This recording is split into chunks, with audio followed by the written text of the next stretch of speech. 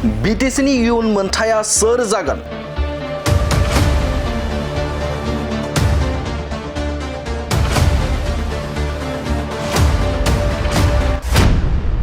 सोरनि दखलाव बिटिसिनि नेहाथारिखवा?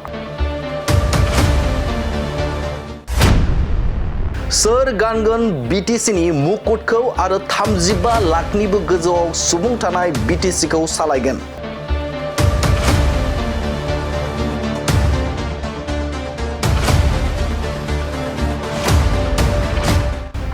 राजखान्थियारि मोसा बायदि नेरालायनाया सोलिगासिनो दं आथिखालाव।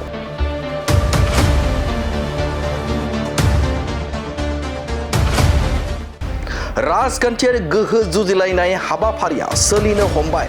गावबा गावनि राजखान्थियारि बिथाखौ बांहोनो थाखाय जगदान होनाय हाबाफारियाबो सोलिगासिनो दं।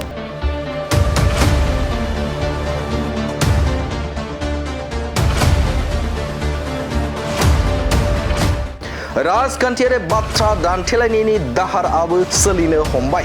बे समाव हाग्रामा महिलारिनि आगु फोरमायथि बिटिसिनि नेहाथारिखनि मावख'गिरि प्रिन्सिपाल सेक्रेटारि गासैबो प्रमद बर'नि खामानि मावनायनिफ्राय जानगार खादो।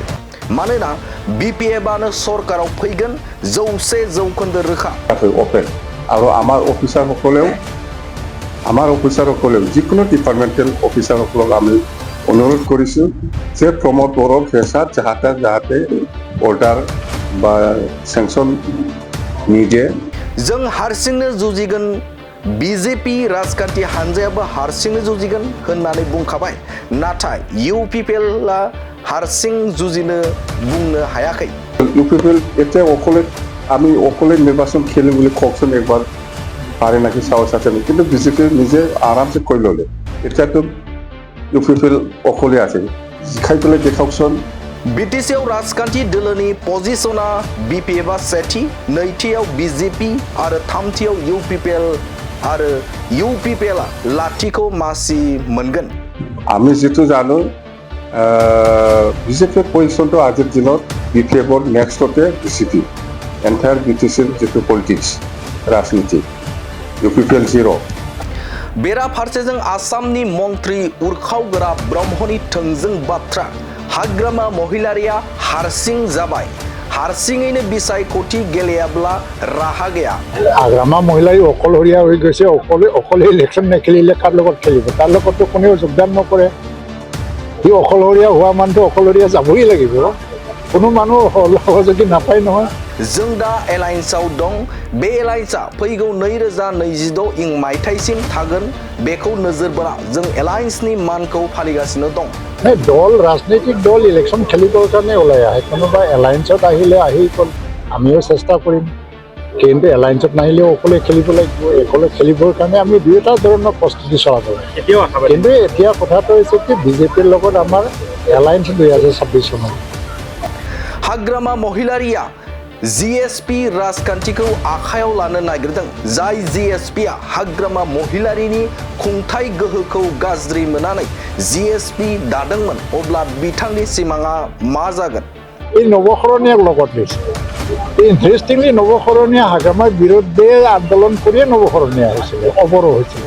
এই নৱশৰণীয়া এতিয়া হাগ্ৰামা বন্ধ হ'ব খুজিছে। सोरनिबा इसाराजों हाग्रामा महिलारिया बिसायख'थि गेलेनो सानदों। नाथाय जों रोखा हारसिंबो गेलेनो हानाय आरो जथायबो गेलेनो हानाय जानानै दं आरो जों सरकार दागोना 100% रोखा। हाग्रामा এতিয়া অকলহৰীয়া, তাৰ কোনো বিকল্পও নাই। অকলহৰীয়া যাব লাগিব। এই নিৰ্বাচনত হয়তোবা হাগ্ৰামা মহিলাৰী নিজৰ দমত নিজৰ চিন্তা পৰিকল্পনা অনুসাৰে নিৰ্বাচন খেলিব নোৱাৰিব। ये कारोबार इशारा इलेक्शन खेलिब। बेराफारसेजों बिटिसिखौ बिजेपिआ दखल खालामनो थाखाय नारा नाथा जुजिनाया सोलिगासिनो दं। बे समाव बिजेपिनि आसाम रायजोनि आफादगिरि दिलीप शइकिया रोखा बाथ्रा बुंदों। जों फैगौ बिटिसि बिसायख'थिखौ हारसिंनो गेलेगोन। এককভাৱে ভাৰতীয় জনতা পাৰ্টিয়ে বিটিআৰৰ 40টা সমষ্টিতেই আমি নিৰ্বাচন খেলাৰ কাৰণে আমি আমাৰ দলত পূৰ্বত যিটো সিদ্ধান্ত আছিল সেই সিদ্ধান্তত আমি আজিৰ দিনটোত অটল আছোঁ। नाथाय BTC-नि इयुन मोनथाया सोर जागोन सोरनि दखलाव BTC-नि नेहाथारिखौ सोर गानगोन BTC-नि मुकुटखौ आरो 35 लाखनिबो गोजौआव सुबुं थानाय BTC-खौ सालायगोन बेखौ सम सफैयोब्लासो मिथिसिगोन बे समाव BTC-नि भटार्सनि गोसोखौ जाय जै खालामनो हागोन बेनो जागोन BTC-नि इयुन मोनथाया नाथाय राजखान्थियारि मोसा नेरलायनायजों सोलिगासिनो दं BTC-नि राजखान्थि फोसावदिङा